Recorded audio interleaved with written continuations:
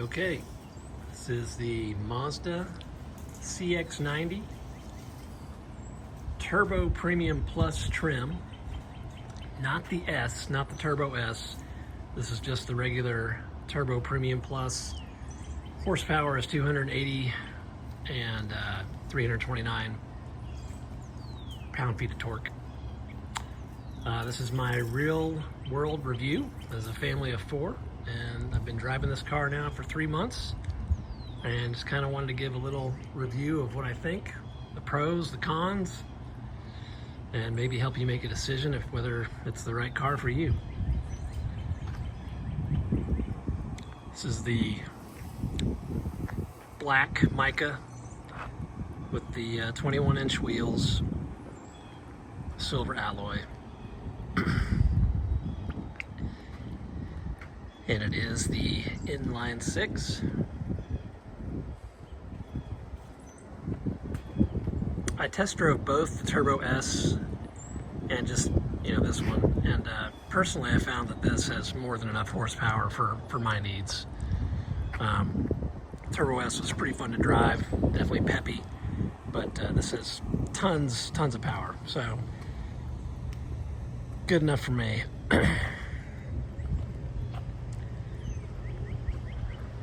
It's a good looking car.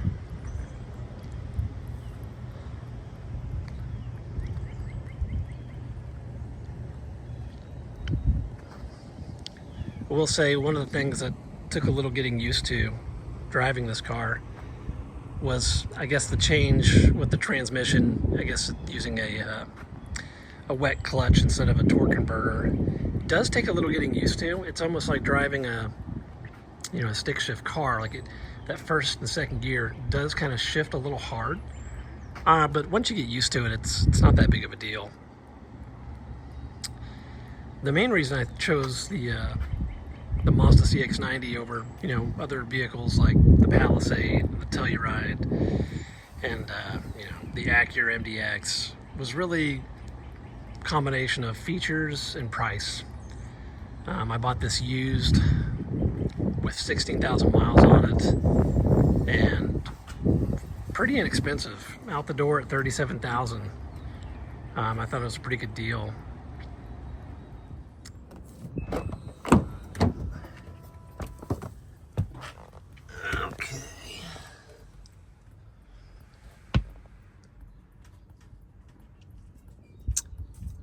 All right, here's the interior. Again, this is the Premium Plus trim. So you do get the Napa leather, and this is all in black. Seats are fairly comfortable. They're a little, I guess, ergonomic is the word, but as far as like a long drive, no problem. You're not going to get sore back or anything like that. Seats are ventilated and heated and ventilated. Middle console, the cup holders could be a little bigger. I think that would be helpful, but they work. I do like this kind of, I guess, what is it, aluminum look to it, metal styling, whatever. And I love the shifter on this. A little awkward, you gotta push it over to go into reverse and then down to drive, but once you get it, you got it.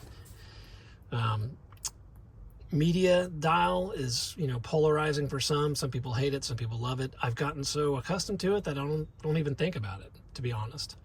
And when I turn on the car here, I'll show how quickly Apple CarPlay comes up, and if you wanted to use it as a touch screen, you certainly can, but I find that the rotary dial there is perfectly fine. Storage is a downside a little bit in this vehicle. I mean, super shallow. I'm already filling it up with junk, but just not a whole lot of room. Glove compartment, not huge, but it works. All right, let's jump into the back.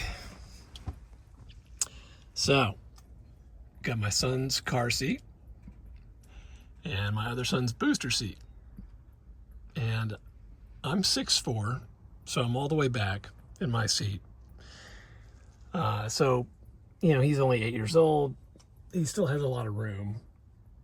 He hasn't been complaining or anything, but you know, for a family of 4 with growing children, it is a little bit of a concern in terms of will they have enough space?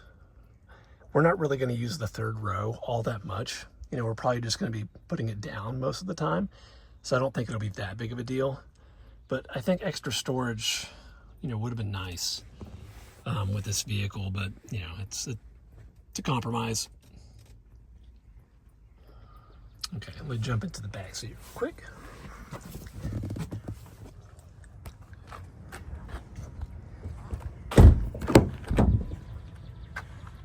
Okay. Love how wide the doors open. Super nice. Easy to get that car seat in and out. I did put a little mat underneath the car seat, so hopefully it doesn't mess up the seats too much. But that's what it is for now. And here's looking into the 3rd row, which I do have upright now. You know, it's not bad. There's space. You know, in a pinch, we can get cousins in here, and it'll be okay. There are USB-C ports back there, as well as, you know, 2 cup holders on each side. But again, for my needs, I think we're mostly going to keep this put down. So let me jump to the back real quick and show you, you know, current storage volume.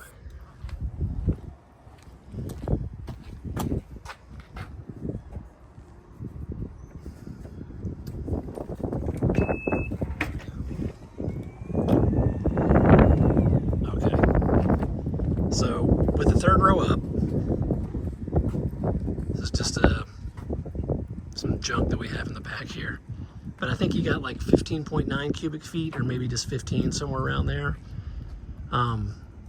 It's not a whole lot, right? But you drop down the 3rd row and you have enough. I mean, it's enough to make things work. Here's kind of a look from the back.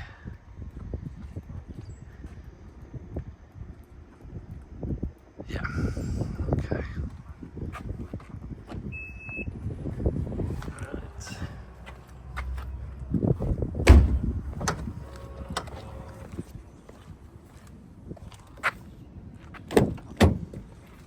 Okay, jumping into the front seat here, we'll fire it up.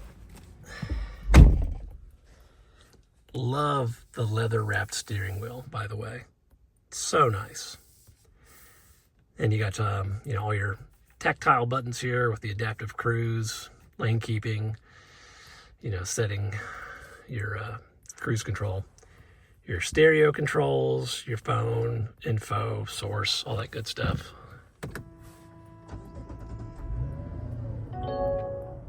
Okay.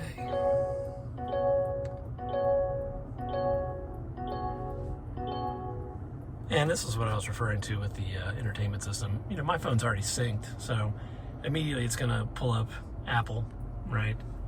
And again, the rotary controls, love having these just right at my fingertips, so I can, you know, I can hit the home button quickly if I want to pull up the music, right? So here's, you know, here's the home. Let me go back to music real quick. Navigation.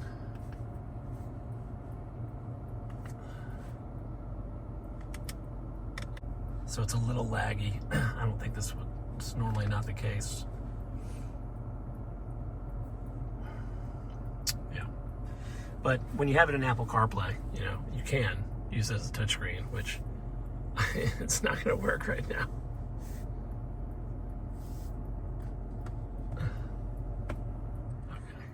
All right, sorry about that. I was getting a phone call and it kind of froze up Apple CarPlay just as I was trying to show it. But yeah, just center console, as far as your HVAC controls, all right here, all easy buttons to push. You can do the dual zone climate. You can keep them synced or unsynced for dual zone. I can also access my the rear passenger HVAC controls as well. Love having that. And the rear passenger seats, you know, they have their own USB-Cs as well as their HVAC and heated seats, just heated, not ventilated in the back row. but still pretty good. But yeah, overall, I think Mazda's made a really good car with the CX90. I'm pretty happy with the performance of it. I think long term, it should hopefully be a good car. I'm a little concerned because it is a 2025 model and it's only the second year, right, of using the inline-6 engine with the new transmission setup. So we'll just have to see how things go. But let me know if you have any questions.